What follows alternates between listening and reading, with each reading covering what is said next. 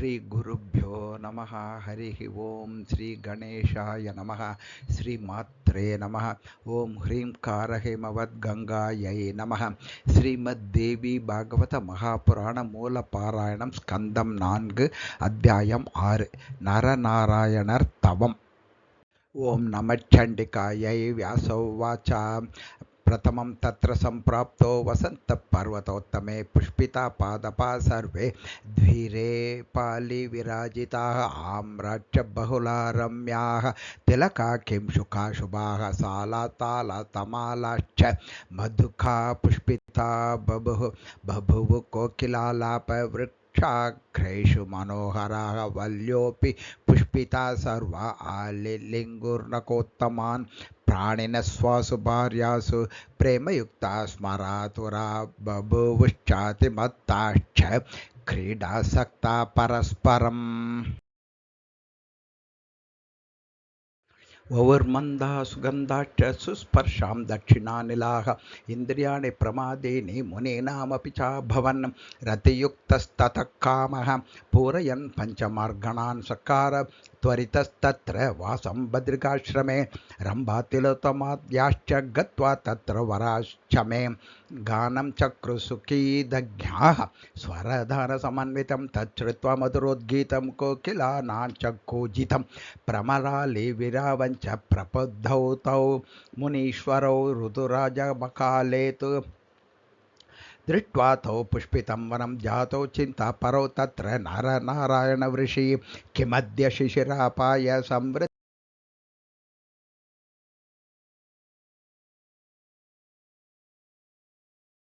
कालधर्म विपर्यासः कथमद्य दुरासतः.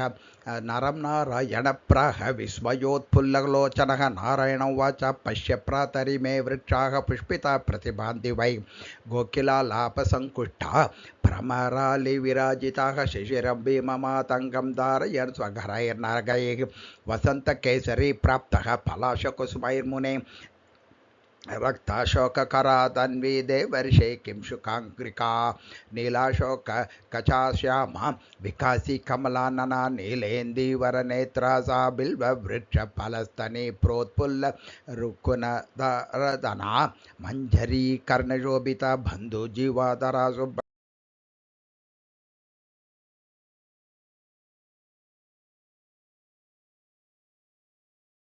बर्हिवृन्दकलापा च सारसस्वननूपुरा वासन्ति बद्धरशना मत्तहंसकातिस्तथा पुत्रजीवांशुकन्यसः तरोमराजी विराजिता वसन्तलक्ष्मी सम्प्राप्ता ब्रह्मन् बद्रिकाश्रमे.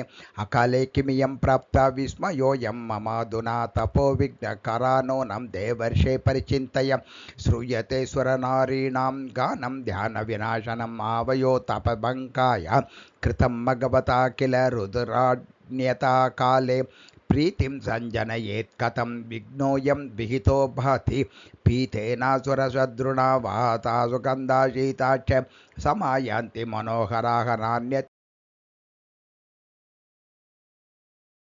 इति ब्रुवति विप्राग्रये देवे नारायणे विभौ सर्वे दृष्टिपथं प्राप्ता मन्मथप्रमुखास्तथा तदर्श भगवान् सर्वान् नरो नारायण तथा विस्मयाविष्टमनसो बभूव तरुपावपि.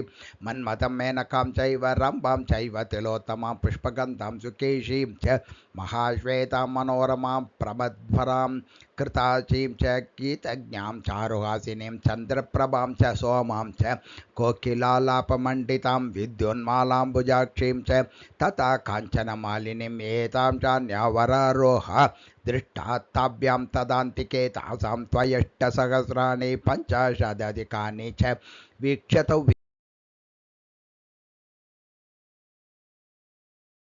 प्रणम्याग्रे स्थिता सर्वा देववाराङ्गना तथा दिव्याभरणभूषाढ्या दिव्यमालोपशोभिताः.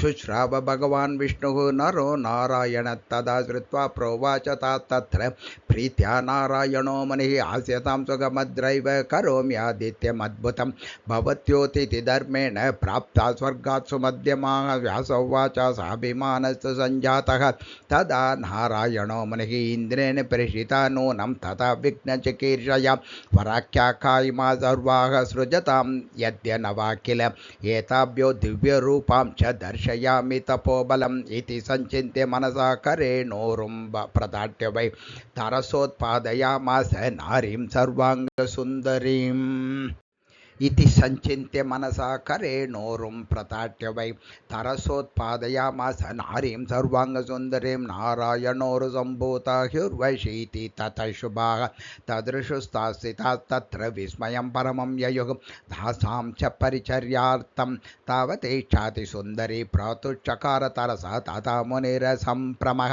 गायन्त्यश्च हसन्त्यश्च नानोपायनपाणयः प्रणेमुस्ता मुनि सर्वाः स्थिता कृत्वाञ्जलिं पुरः तां वीक्ष्य विप्रमकरीं तपसो विभूतिं देवाङ्गना हि मुमुः प्रविमोहयन्त्यः ऊचुश्च तौ प्रमुदितानन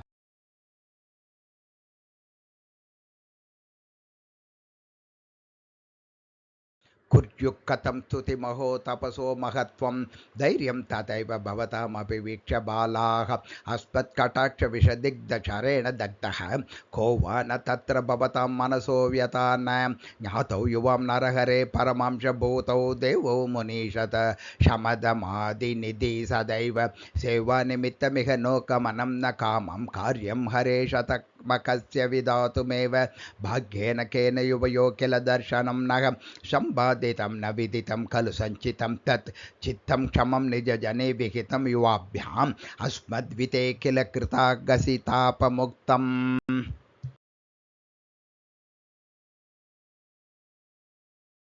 कुर्वन्ति नैव विभुतास्तपसो व्ययं वै शापेन तुच्छफलदेन महानुभावाः व्यासोवाच इतं निशम्य वचनं सुरकामिनीनां धावू चतुर्मुनिवरौ विनयानतानां प्रीतौ प्रसन्नवदनौ जितकामलोभौ धर्मात्मजौ निजतपोरुषिशोपिताङ्गौ नारायणावूचतुः ब्रुवन्तु वाञ्छितान् कामान् तथा वस्तुष्टमानसौ यान्तु स्वर्गं गृहीत्वो मुर्वशीं चारुलोचनाम् उपायनमियं बाला गच्छत्वत्यं मनोहरा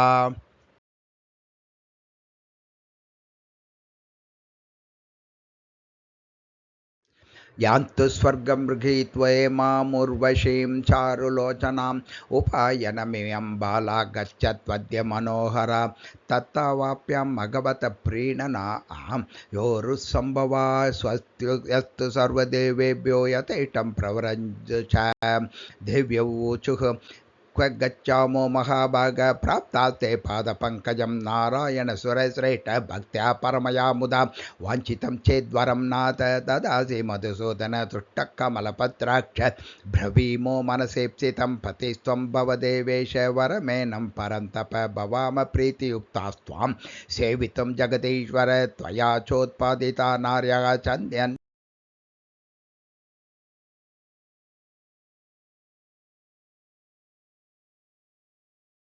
स्त्रीणां षोडशसहस्रं तिष्ठद्वक्त्र शतार्धकं सेवां तेऽत्र करिष्यामो युवयो तापसोत्तमौ वाञ्छितं देहि देवेश सत्यवाग्भव माधव आशापङ्को हि नारीणां हिंसनं परिकीर्तितं कामार्तानां च मुनिभिः धर्मज्ञैः तत्त्वदर्शिभिः भाग्ययोगादिः प्राप्ताः स्वर्गात् प्रेम परिप्लुताः त्यक्तुं नार्हसि देवेश समर्थोऽसि जगत्पते नारायण उवाच पूर्णं वर्षसहस्रं तु तपस्तप्तं मयात्र वै जितेन्द्रियेण सार्वज्ञ कथं भङ्गं करोम्यतः नेचाकामे सुखे काचित् सुखधर्मविनाशके पशूनामपि साधर्म्ये रमेत